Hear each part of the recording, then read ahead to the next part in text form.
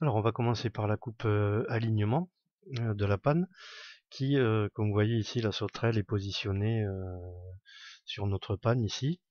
Alors ici on pourrait dire c'est dans le contexte local, puisque là on est appuyé contre la panne et contre l'arrêtier ici dans ce sens-là. Et voilà ce que j'appelle le contexte global, où en fait on obtient exactement la même chose, mais en utilisant une ligne qui est parallèle à la face de la panne. Dans ce cas précis, nous c'est notre ligne de sablière, et l'autre ligne étant l'axe de l'arrêtier. Alors, ce que ça donne, voilà, dans le contexte global, vous voyez, on a un triangle ici qui est formé par le toit, qui est délimité ici par la sablière, ici par le chevron d'emprunt, et ici par l'axe de l'arrêtier.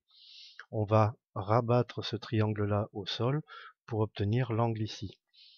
Alors, en fait, le rabattre, c'est en 2D, ça se traduit par on prend cette élévation-là, on pique le compas ici, on le rabat au sol, et comme on a déporté notre élévation depuis de la vue en plan, on ramènera le point ici sur l'axe en plan. Et après, il n'y a plus qu'à aligner.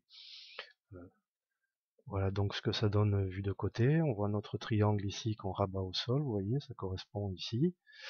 Et ensuite on trace, donc cette ligne-là ici correspond en fait à l'axe de l'arrêtier. Et sa longueur également correspond à la longueur de l'arrêtier à ce point-là, c'est-à-dire à son axe. Et donc, vous voyez, quand on enlève l'arrêtier, voilà, on voit le triangle en place.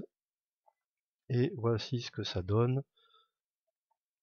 Ici, vous voyez, on obtient notre coupe de panne, notre coupe alignement de panne dans le contexte global.